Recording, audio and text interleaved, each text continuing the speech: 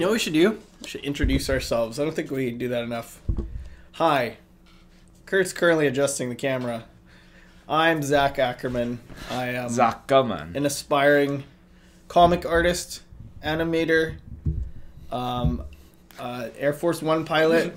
You know what made me think of is like that time in PAX where we went to the animation panel and they just started talking about everything except animation. Like, yeah, like we're getting into that now. I'm in like a band and I play like squash or so, whatever. Yeah, I'm like, what the fuck? I was excited. We were like, you were down for that panel too. We're both excited. We read it on the list at PAX. Okay, so we went to PAX. Okay, and there was a panel that was like for animation. And we're like, I want to do animation. Zach wants to do animation. I love animation. I would love to get into animation. Yeah. And then we sat down, and then there's a bunch of panelists, and they're like, oh, why don't you guys introduce yourselves?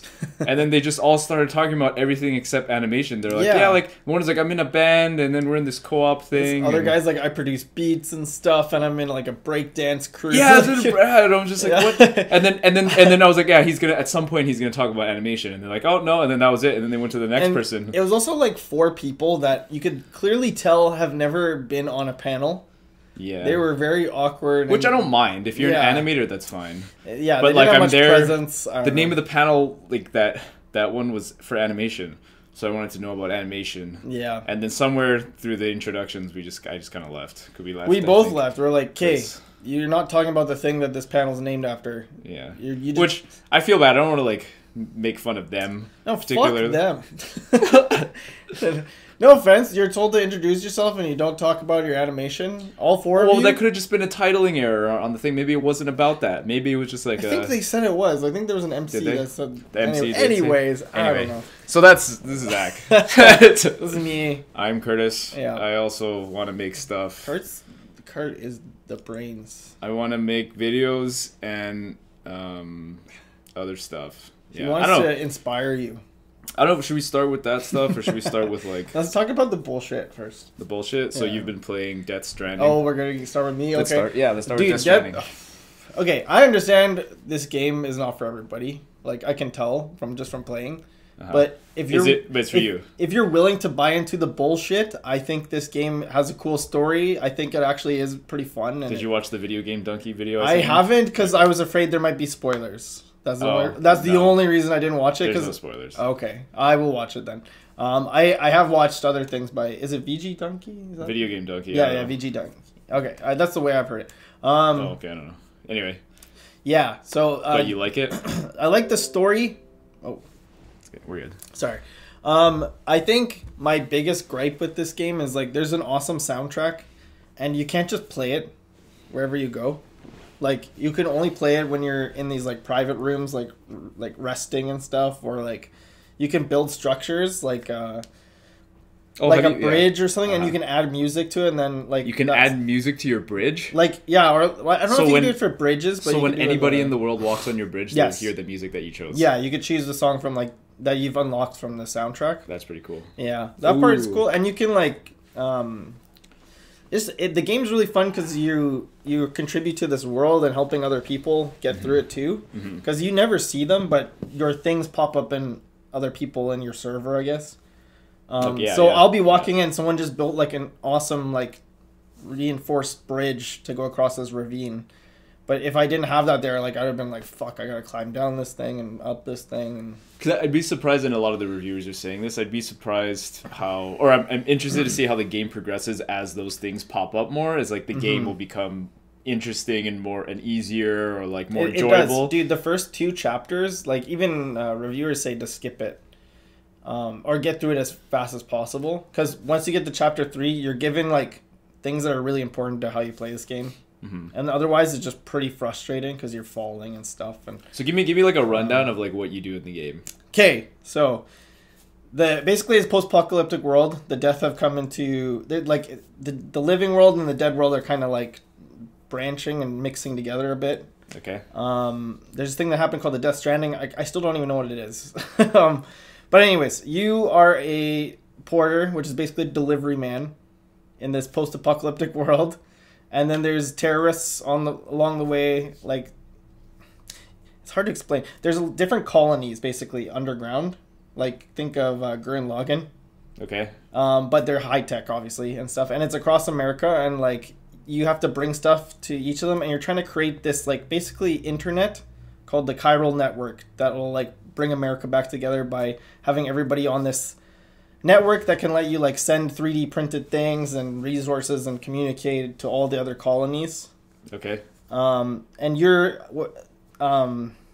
as a porter, you can die and come back to life, and you can like kind of sense the dead, the death stranded, like okay. And there's things called BTs. Sorry, this game is not easy to just explain briefly. Well, okay, the BTs are the dead things you see like connected to those strands that can like grab you and pull you into their world kind of and shit. So okay, but like what do you do? So you deliver packages between these colonies, Right. and you also have to fight terrorists along the way. So you do get guns, which a lot of people don't realize, but like killing people is a bad thing in this world because you just add to the dead people, right? If you kill someone. And also there's a thing called a void out, which if the person dies, it'll create a crater. Like they're a bomb, essentially. So what do? You run past them? So you have to deliver your packages from point A to point B, and you have to like get through like snowy mountains, and if it rains, that's when the dead people come, and you have to like sneak past terrorists or fight them and stuff. And you have to just create different ways to get past these like ravines and mountains and cliffs and shit. Like you have ladders. Have you mastered the art of walking? I have. And yeah, that's something in the game you have to get used to, is like if you start to tilt, you have to press on like the L2 to like, readjust, and then R2 like hold your backpack basically. You pee in this game too. You can pee. And shower. Yeah. There's a cutscene for everyone.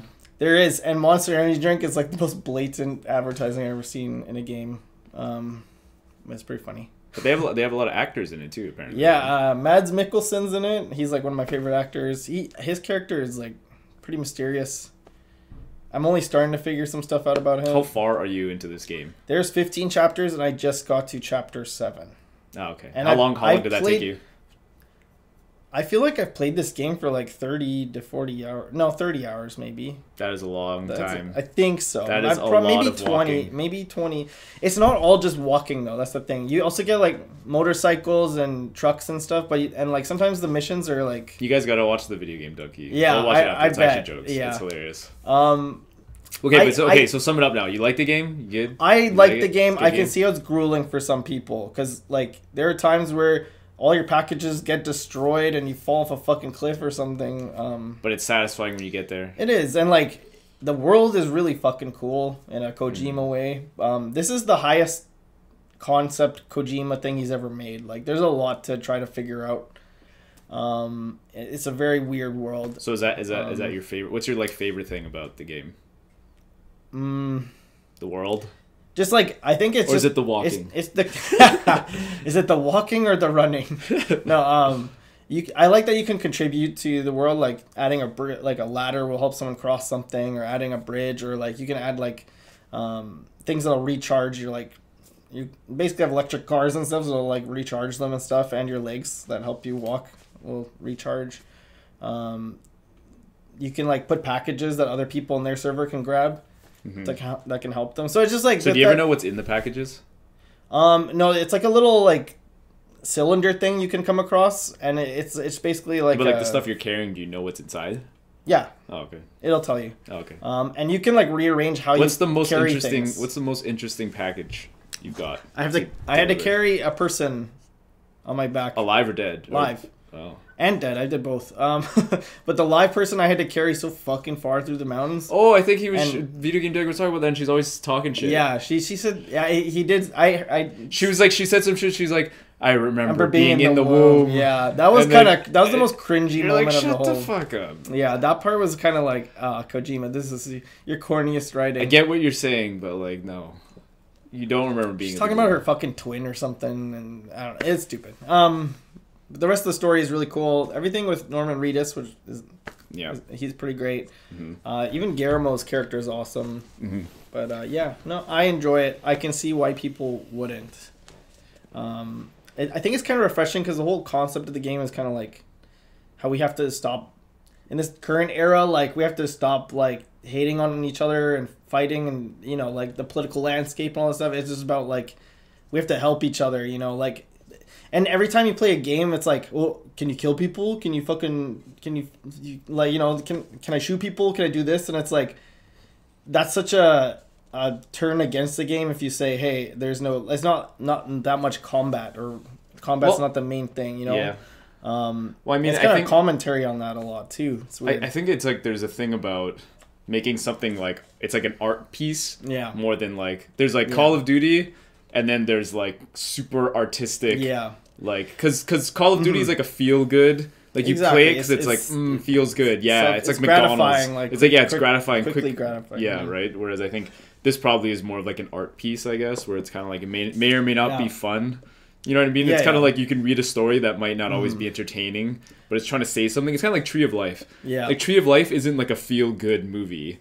You're watching Tree of Life and you're like, what the fuck is you trying to tell me? Like, just tell me. What are you saying? Which, like, I love the movie. It's amazing. Everything's wrapped in metaphors. It's definitely one of my favorite movies, too. But it's like, I've never seen it, actually.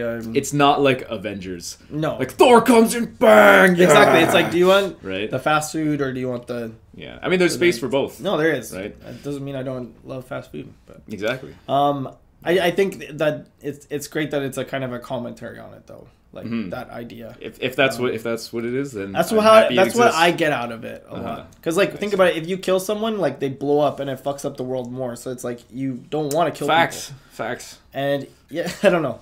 Yeah. Should we move on? Are you ready? Yeah, I'm good. Okay. I like it. But that's not a surprise. I'm like, I'm up Kojima's ass. I'm up there. So I've been playing Slay the Spire. Okay, yeah. A lot. And I finally beat it with one character, which I know for anybody who's playing Slay the Spire, I'm sure that's not an amazing feat. I'm sure everybody who's playing Slay the Spire right now has probably beat Slay the Spire many times. But I finally beat it myself with one character, the Ironclad. Yeah. So there's 3 characters you get to choose. If you guys don't know what this game is, it's a roguelike deck builder, which I don't know if there's ever been the combination of the two. There's been roguelikes and there's been deck builders, but I don't know if there's been a roguelike deck builder. Not that I can think of. I was thinking of making, by a side note, I was thinking of making a series that like explains certain terms, like roguelike. And I know anybody who's a decent gamer knows what Metroidvania is, but like if you're not a gamer and a casual gamer, you might have heard the term. Honestly, just explaining kind of the like some of the history behind that. Yeah, like stuff like that. Cool, even if I know the term. Or even an anime like shonen.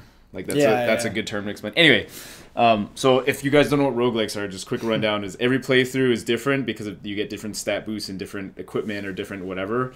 But you're playing the same game. It's just every playthrough is different because you get different stats and whatever. That's generally a roguelike. I summed it up really quickly there, and all you enthusiasts will probably get mad at me if you're listening to this. But anyway, so it's a roguelike, but it's also a deck builder. So as you beat every whatever level, you get to add a card to your deck or not, which is something I learned early on, is that it's not always good. This is a quick tip. It's like, don't always add cards to your deck if you don't need the card, let's say. Because sometimes you're building into a certain strategy where you want to get certain cards. Yeah. And if you just add this extra card in that sounds good, it may not help your deck, kind of thing, right? Because every time you beat a character, there's like you get 3 cards to choose from. You choose one of 3.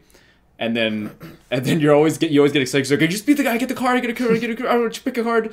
But then after a while, you're like, okay, now I have like way too many cards. I can't get the ones I want. But I finally beat it. And I remember that in the brief like playthrough I did with like when you brought it to work that one time. Oh yeah. But yeah, no, I could see that after a while. Like, okay, like which card do I take? Like, should I even take a card? I'm taking too many. You know, if you can get into these type of games, like if you like Hearthstone and stuff like that, this is like the #1 casual game right now for me in my head, because it's like it pauses at every turn, so you can just put it, and I'm excited they're coming out with it on mobile, which is perfect, because that's like perfect, like you can just play a turn or two and then go back to like whatever you're doing, like get off the bus or like go to work or something. And the other thing the game I think it does really well is like it explains what's gonna happen. Like it doesn't take very long to get what's happening. Yeah. Because every card, every effect, everything is just explained there literally. Like they just have a little box when you hover over it, and it'll just explain to you what's gonna happen. Whereas like, you know, if you learn, it's like Hearthstone or even like, you know, old card games like Yu-Gi-Oh and Magic the Gathering or whatever. There's like obviously there's so many rules that you just will never understand until you like really dig in, and then someone has to tell you like, oh, that's a trap card, so when you attack I can flip the trap card, blah blah blah. But Slay the Spire is nothing like that. and obviously because it's a digital game, things just happen. Yeah. But it'll tell you, like, there's no line, there's no trap cards, there's nothing. It'll tell you what's going to happen. It tells you the enemy intents. So they're like, next turn the enemy's going to attack. So you're like, okay, and it tells you exactly how much the enemy's going to attack for. So you can be like, okay, I'm going to put this much shield, which will equal the amount of attack so I won't get hit and like lose any health, for example. And then, like, honestly, you could calculate everything and know exactly what's going to happen. Like, that's the kind of game, because it's like, oh, like, you can put vulnerable on the enemy, which means they take 50% more damage. So you can calculate that. But the thing is, when you're playing, there's this, I mean, I don't know if you and I would probably get this kind of like, I like making moves fast. Yeah. Right? I like being like, attack, defend, exactly. go. Like, I did it like I'm a pro. Yeah. Like, turn done. Right? And then, so you kind of calculate it, but the fast action of that is like, that's the fun part for me. I don't know why. Whereas I know other people would probably get fun out of like slowly calculating, like, wait, he's attacking for 50 damage, which means I need to shield for 25, but he has weak, which means he'll attack for less. So weak will make him attack weaker, but that means I can slip in an attack. But I only have this many energy points. You know, like, you start to figure out the strategy. Yeah, like, you could calculate it out every inch, every little thing. But like, I like acting fast, and it lets you, and it has like a fast mode and stuff like that. But and that might be why I didn't finish it as quickly as I thought I was going to. But it is fucking hard. Roguelikes are always hard. The getting to the end. Like, I've gotten to the end very often, but beating the final boss was like, took me a long time. But if you're into these kind of games, like card deck based, kind of casual, even if you're just into like casual chill games, you can just sit down and play for like 10 minutes. You should try this game for sure. Because at first it was like, it's like $30, and I was like, at first I'm like, it's just like a card game, right? Like, isn't Hearthstone free? And stuff like that. And like, I was like, I don't know, it didn't really appeal to me. And then I tried it, and I'm like, no, I kind of got it. And I wasn't even like hooked at first. And then eventually now, like, fast forward a couple weeks now, and I'm playing it like, I mean, I beat it, so I chilled out now. But before I beat it, I was playing like at least 5 to 10 rounds a day.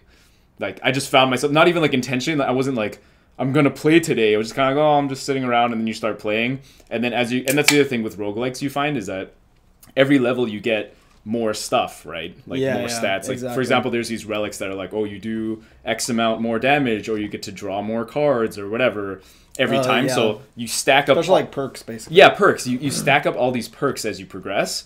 And so when you're near the end, when you're like however many levels in, you have all these perks that are helping you out. Obviously, the bosses and all that stuff are getting even harder too. So now you're all invested, though, because you have all these perks that you earned. Right? And this is a big roguelike thing, right? Because when you die, you have to start again all the way from zero. Right? So, like, you start a game casually, and you're like, whatever. And then 10 minutes later, you have, like, 10 perks, and you're like, fuck, I don't want to lose now. Right? So you get, like, invested very quick when the entry point is so low. If you just start, you're just like, just attack, defend, no big deal. Right, so Slay the Spire, man, fuck, sick game. What's your rating?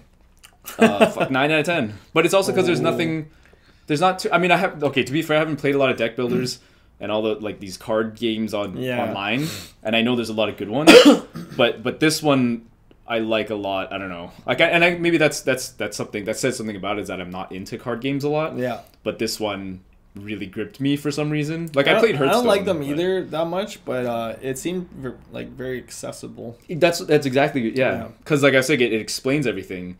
They're just like, I love how it tells you exactly what's gonna happen. It's like, this enemy is gonna defend. This enemy is gonna put some kind of spell on you. This enemy is gonna attack you for 10 damage. Like, okay, well, I will act accordingly. Right? Well, let's do it. Right. That's awesome. And then what else? Oh, and then I just started playing Jedi Fallen Order. Yes. And I want that game. It's fucking it's amazing. I'm gonna say it's amazing. It's at least a 9 out of 10 so far. Like, I haven't. I don't know how long. I'm only on like the second planet, or like the third second and a half, because I went to the. Never mind. I don't want to get into the details, but I actually thought I was stuck in a game breaking glitch. Because like so this is what I'll explain it. So after the first level, you get to choose between 1 or 2 planets. And like, this one's the obvious one because it has it's like your main objective on it. But you're like, you can go to that one. So like, I'm always the guy that goes to the other one first. Like, you're supposed to go right. I always go left just to finish that part. I don't know why. So I went to this planet, and then I thought I got stuck there. And I even Googled it, and they're like, people are getting stuck there, and they have to like patch it. And I'm like, fuck. And they're like, the only way to like get out of that planet now is you restart. And I'm like, oh no. And then there was some random YouTuber that I'd watch, and he was just like, oh, just try to go backwards. which I tried to do that before because it was one of those, you know, those sequences like in Uncharted or something where there's like you jump to a rope and then jump to another rope and then you jump to a platform. So I tried it. I jumped from one rope and then I missed the next rope and I'm like, oh, it's because I'm going backwards. It's just not going to let me. Yeah. Like that's the glitch. But then I watched that YouTuber and he's like, just try it. And then I tried it again and I made it back. I'm like, oh, thank God. Wow. I don't have to start over and play another 3 hours. Yeah, that would... there's no like quick save? You couldn't like go back to it? No, it saves. No, there's no like... It's like... So it's modeled... The way it saves is like Dark Souls. Yeah. It's like... It just goes back to the last... I don't know what they call it there. Well, but what is it? Where do you save it? So they're... what they call them? Dark Souls? Bonfires. Yeah. They're the bonfires. I forgot what they call them in Star Wars though. What do they have like? They're like these like a droid pentagram thingies or like these little engram things on the floor, and then you meditate at them. You meditate as a Jedi. You go on your knees and you meditate, and it's like... So it's like a pentagram, or what's an engram? Not a pentagram, but like just one of those grams. One of those grams. Some sort of grams. Yeah, Instagrams on the ground. Yeah, one of those Full Metal Alchemist seals. Yeah. On the floor. Oh, okay.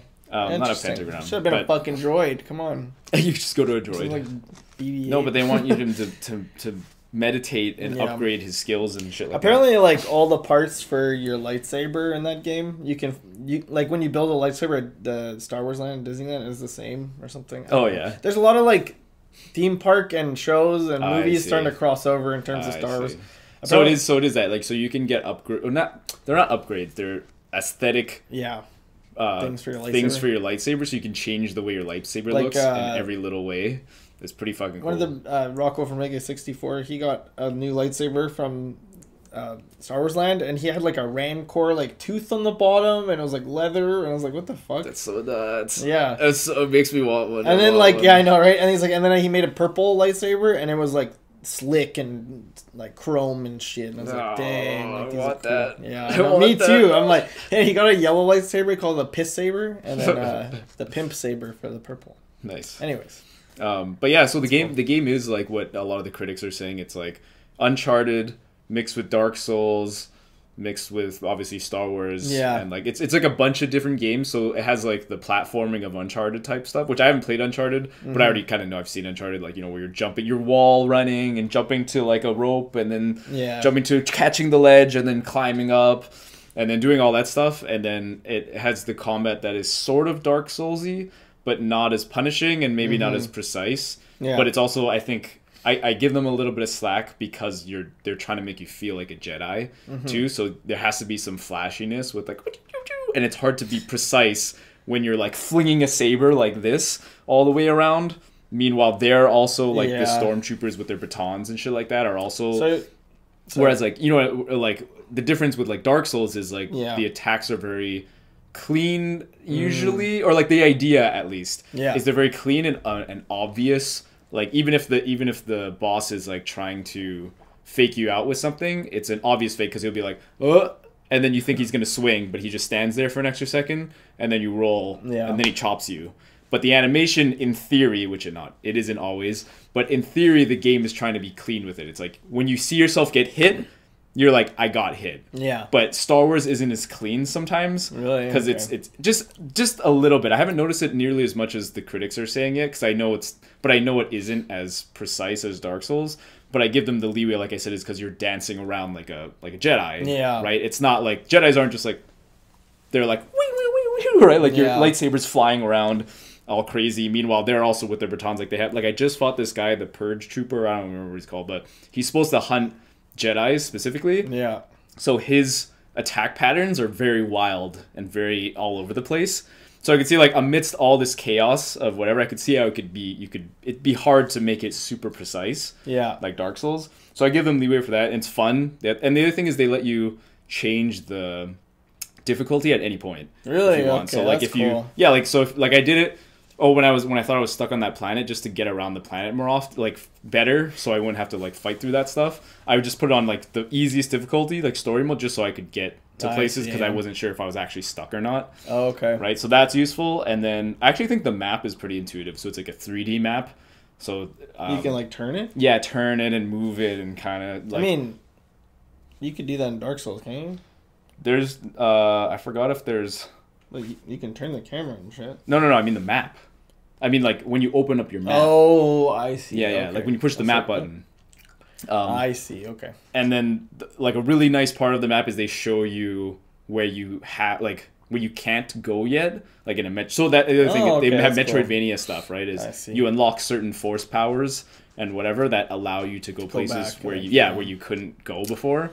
But it shows you on the map specifically like this red door, like all these red doors, and those red doors are like you just can't get can't go there. It sounds like they wanted the Dark Souls kind of type of gameplay, but they wanted to be a bit more accessible. Like I mean it's easier to like it definitely navigate and deal with shit in that game. So from what I hear, it is. It's a little it's easier than Dark Souls. But definitely, like it's gonna hit a broader crowd because it's more fun. Exactly. It's just fun. It's one of those like it feels good. Yeah. But it also has a lot of like we're more whatever serious gamers we could call ourselves. I don't even know what you'd call it. Yeah. But more like looking for more to it. There has all that stuff too. Like you can like in I don't know Dark Souls, Uncharted. All these games have those things where you can pick up like a. I don't know, some item and it can tell you stuff. Oh, yeah. Or like there's little spots where he can use his force and read certain memories and shit like that. And there's all this stuff if you want to get into the lore of that world and that story.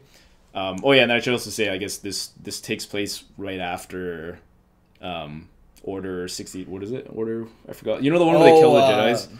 What is it? But right after they kill all the Jedis, Order whatever. I forgot what the number was. 69. Order 69. I feel like it's like 54 or something like that. I don't remember. Oh, fucking okay. And then the acting's also really good. The characters are really good. They were saying, a lot of the critics think that the main character, Cal, is kind of blank.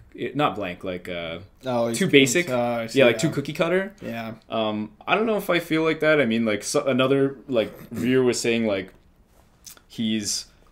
At first you think that, but then you realize he's just like a kid. Yeah. And like, as a teenager, like just kind of figuring himself out as like he used to be a Jedi apprentice and then all the Jedis got fucking killed and now he's just trying to get back into things and figure out his life. Like he's gonna be kind of confused and kind of blank state, kind of like cookie cuttery because he's not like a fully developed human person yet. Which I think is fair too. Like I don't think there's anything wrong with it. I know like there's obviously games where the main character is a lot deeper and has a lot more to them or whatever. Like Red Dead. Yeah, of course. Yeah. But I think for like a Star Wars game, right? Like it fits. They just wanted to make a fun fucking game, like player. And it is a fun game, but it's also it looks fun. Like, it also has like some dark stuff in it if you want it too. Sure, like it has like I was listening as those stories where you pick up those things or he has those memories. He has this force power that he can like look at a thing and then he can hear the memory of that what happened in that area. And then there's this one where I'm following it, and it's something I didn't follow it that closely, but it's kind of like these people are getting chased, and then one of them like tried to kill a stormtrooper, and then someone like died along the way, and then some of them like got crushed by rocks and shit, and you're like, yeah, it's pretty rowdy. If I actually paid attention, this would be a pretty intense story for like this side this side thing. Yeah, right? Only. Sounds like a fun game. It's a great game. Excited to hear more about it. I want to get it at some point. So. They're saying like one of their big complaints for a lot of people, like a lot of players, are like it's shorter than most games, so it's only like 20 or 30 hours or something like that. But I see. I was listening to the GameSpot podcast too, and they had a whole rant about like a little short rant just about like quality doesn't equate length. Like you can have like an extremely long game and it can be crap, but you can have a super short game and it can be like 10 out of 10. These days, honestly, like if a game is past like 30, 40 hours, I'm kind of like, oh shit, I don't have the time. To be honest, same. Like, you know what I mean? Like, I don't mind a game being shorter nowadays, that as long as it's good quality, like you're talking about there. Like Death Stranding, I knew that was coming out. I'm like, this is going to be a very long game, and like this is my one game this year I'm going to do that with, I feel like, So we have 15 seconds. Okay. Wow. But I think we should wrap that part up, just the game part, and then we'll switch to the artist talk later. Thanks for watching, guys. Yeah.